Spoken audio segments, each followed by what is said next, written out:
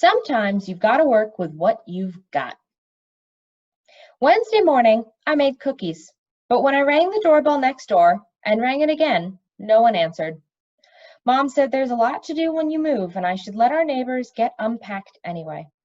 This morning, I wanted to try again, but the minivan was already gone when I went outside. On the drive to the clinic, I try not to let my hopes run loose, but they rush with the water under the bridges.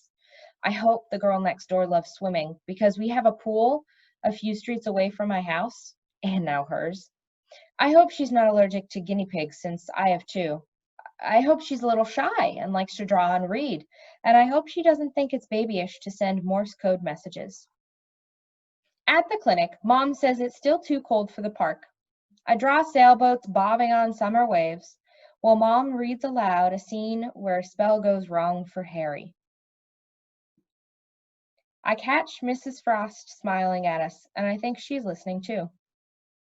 The bell above the door jangles, and Mom looks from her pages. "Hello, Elizabeth," she says to Jason's mother. "Hi, Jason." Jason doesn't move his head, but his eyes turn to me. Ah, I flinch. I know Jason can't help it, but sometimes the sound he makes is a little creepy. Jason wraps his communication book. "My son wants to thank you for the picture you gave him," Mrs. Morehouse says to me. "In fact, he asked me to hang it on his wall." Jason's mouth drops open. I give Jason I hate when my mom does that, eye roll. He smiles and taps his book. "Jason is wondering if he can have your name in the book."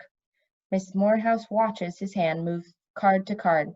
"So he can talk to you. Would you mind, Catherine?" It seems weird to think of my name in some boy's communication book, but I don't know how I could say no, so I say, "Okay." She takes a little card and pen from her purse. Watching her, I wonder how that'd feel, to have to wait for someone to make a word before I could use it, and to have all my words lying out in the open so complete strangers are able to walk by and see everything that mattered to me, even without knowing my name. Jason grimaces at the card. "Well, you know I can't draw," Miss Morehouse says. "Do you want me to put her name without the picture?" "I could draw it." "Geez, where did that come from? Just popped out of my mouth without checking in with my brain first." Miss Morehouse pulls another blank card from her purse. "If you draw on this, it'll fit in the book."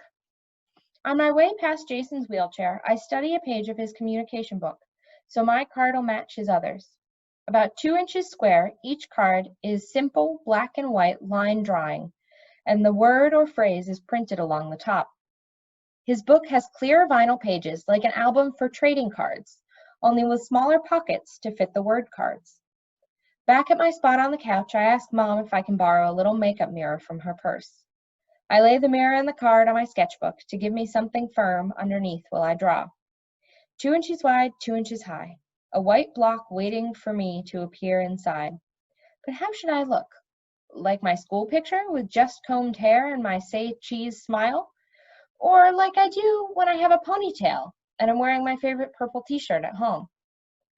I can't decide, so I do the easy part first and write Catherine at the top in tiny, neat letters.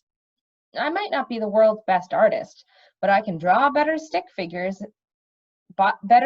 figures and line drawings, like Jason's other cards. All perfect circles and ruler straight lines. I choose a peach-colored pencil and study my face in the mirror. I draw the slow curve of my right cheek sweeping down to my too pointy chin, up my other cheek and over the top of my head, and back to where my line began. I draw how I usually look. Brown ponytail, blue-gray eyes, wearing my purple t-shirt. Not a perfect circle or ruler straight line anywhere. Besides, Jason probably wouldn't recognize the school picture me anyway. But when Mrs. Morehouse tries to slide my card into the little clear pocket in Jason's book, it's the tiniest bit too big. "I'll take a sliver off the side," she says, headed to the reception desk. "Let me get some scissors." Besides me, Jason taps. "Hey, excuse me," I called Miss Morehouse's back. "He wants something." She doesn't even turn around. "Would you see what it is?" I'm scared I won't understand Jason, but she's already chatting with the receptionist, holding my breath. I peer down. at what his finger's pointing to. Thank you. Oh, I let go of my breath. You're welcome. Miss Morehouse trims my word to fit in his book, and Jason lets out a loud, ah. He says it so loud, Mrs. Frost turns down her hearing aid. Jason slaps, good job.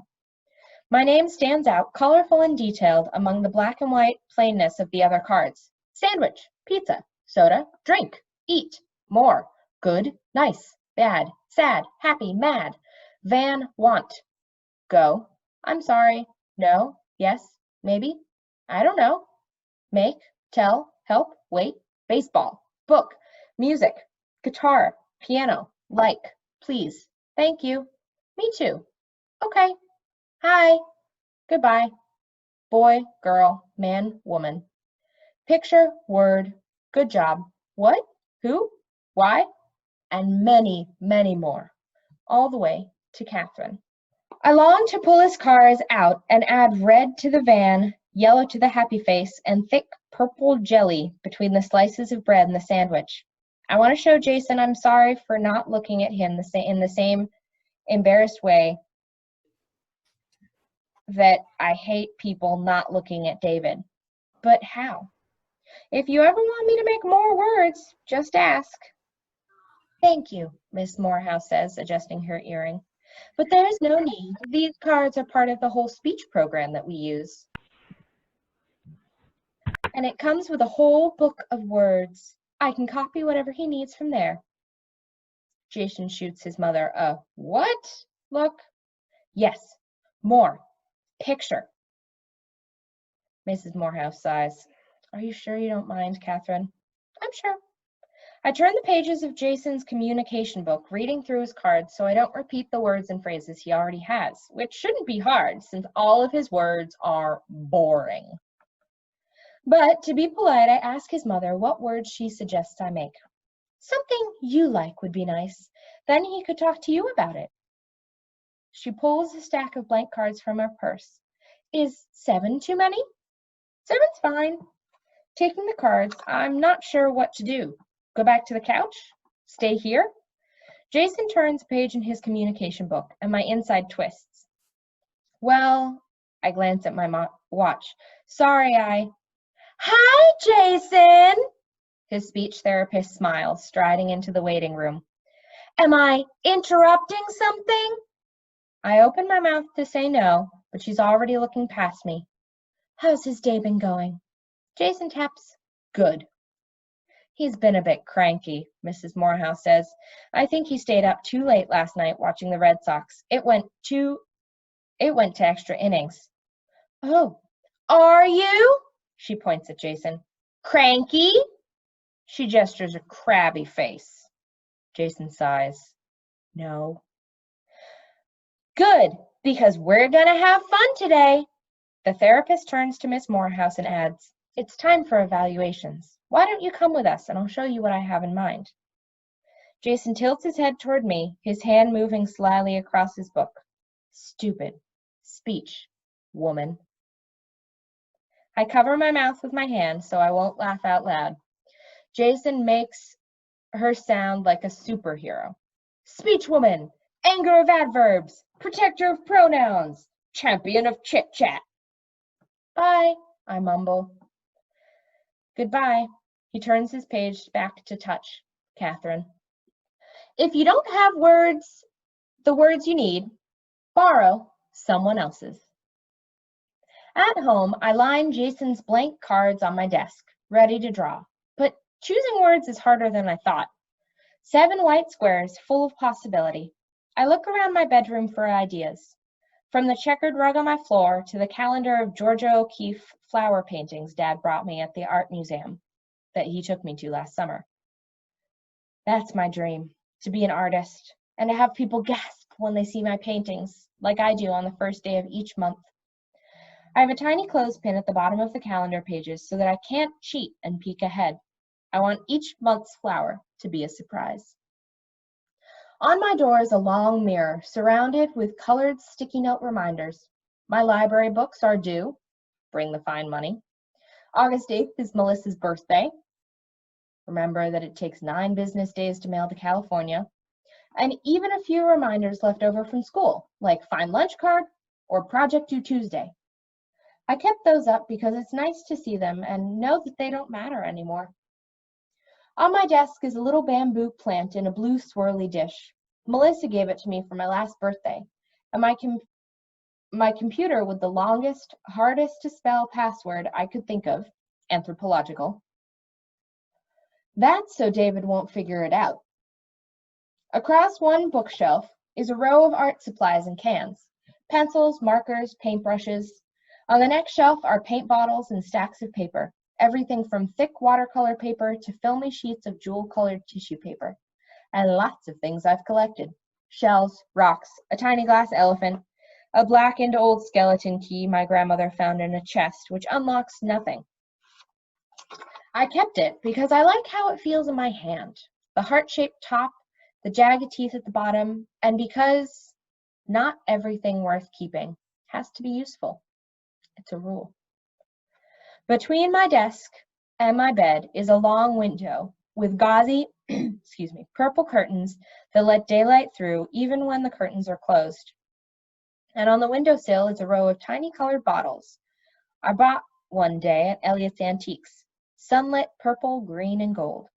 On the other side of my desk hangs my bulletin board, covered with drawings and little paintings.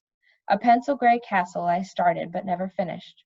A monkey painted on an emerald tissue paper rainforest. A colored pencil cartoon from 3 years ago of my old guinea pigs dancing. I still like it, even if it's old and I can do better now. Well, there's something I can pick up my pencil and write on the first card. Drawing. And guinea pig. Under my window, Nutmeg and Cinnamon purr happily, shuffling through the shavings in their cage. Nutmeg lifts her head, and I look away quick. Anytime they catch me watching them, my guinea pigs think I should feed them. Picking up the next card, I decide I shouldn't go with just me words. That day, with the guitar, Jason could have used something fiery to say, something juicier than sad or mad. A string of words pop into my mind, but I don't want to get in trouble with his mother. So instead I choose gross, awesome, and stinks the big one. I'm not going to show these to Mom, especially the last one. I don't remember seeing exclamation points on any of Jason's cards, but awesome with a period doesn't seem right. And if gross has 1 exclamation point, stinks the big one needs at least 3. My pen hovers over the 6th card. I could do another favorite, like raspberry sherbet or ice skating or goldfish. I look past my messy closet. Open closet doors carefully. Sometimes things fall out. To the CDs, cassettes, and books lining the shelves near my bed. But Jason already has book and music. And who knows if he even likes raspberry sherbet. I could pick words out about the clinic, like hallway or bookshelf or magazine, or I could do funny words like hoity-toity, or angry ones like, oh yeah, or hurt ones like, I didn't mean to. There's a gazillion words and phrases I could choose. None of them seem worth one of my 2 last cards. So I push the blank cards aside and draw the pictures for others. Drawing a guinea pig is easy. I sketch an oval, fat and compact, and add black eyes, tiny rounded ears tucked under feet, and a mess of every which way hair. A furry baked potato. The other words are harder. What does awesome look like? A smiley face? A sunrise? A double hot fudge sundae? My door creaks open a couple inches, and a brown eye peeks through the crack. David never remembers to knock. It irritates me so much that I taped a rule right over my doorknob. This is Catherine's room. David must knock. No toys in the fish tank, he says. I pull forward one of my 2 blank cards and write in big block letters an unbendable, sharp-cornered David word. Rule. By the time I get to the living room, David's already crouched in front of the fish tank, his smiling face reflecting on the glass. Out the window behind the aquarium, I see Mom in the yard talking to the mailman. And in the fish tank, I see one of my old Barbie dolls, who sits on the gravel, her arm raised in a friendly wave, as though she spotted Ken across the living room and and is inviting him to join her. And don't forget the scuba equipment, darling. Barbie's pink lipstick smile beams through the water, her long hair floating around her like a tangle of white blonde kelp. The goldfish nibble at it, and the Barbie, queen of the fishes, just waves cheerfully. The goldfish are used to David dropping strange beings into their tank. They always swim over to check out the newest arrival and try to eat it. When that doesn't work, they accept it, along with their usual plastic plants and little castle. Remember the rule. I flip open the top of the aquarium. No toys in the fish tank. David nods, but I'm not fooled. He may not buy into the fish tank rule, but he's got one down pat. If you want someone to leave you alone, agree with her. You can only put things in here that belong, I explain. Like stuff you buy at a pet store. That's all that goes in a fish tank. David leans for a closer view as I pull Barbie up through the water. Willpower is trying hard not to do something that you really want to do, said Frog. He glances at me hopefully. Mom says David will never learn to talk right if we keep letting him borrow words, but his face is so full of pleas that I say, You mean like trying not to eat all of these cookies? Asked Toad. Water from Barbie's hair trickles down my arm as I hold her over the fish tank, waiting for the dripping to stop. Through the window, I notice Mom's gone, and the girl next door is in her yard with Ryan Deshane. He points at my house, and the girl spins around. She waves. I drop Barbie back to wave. No toys in the fish tank, David cries. It's wet. It's okay, I say out of the corner of my smile. It was an accident. I'll get her back out. Ryan keeps talking, his hands moving like he's explaining something. I hope he isn't saying things about me, especially not about how I yell at him when he calls David a retard on the bus. But her wave didn't seem like a making fun wave. It seemed like more of a hi. Wet! Glancing to David, I see his pants wadded at his feet. I jump in front of the window and pull the curtains closed. David, go find Mom, now!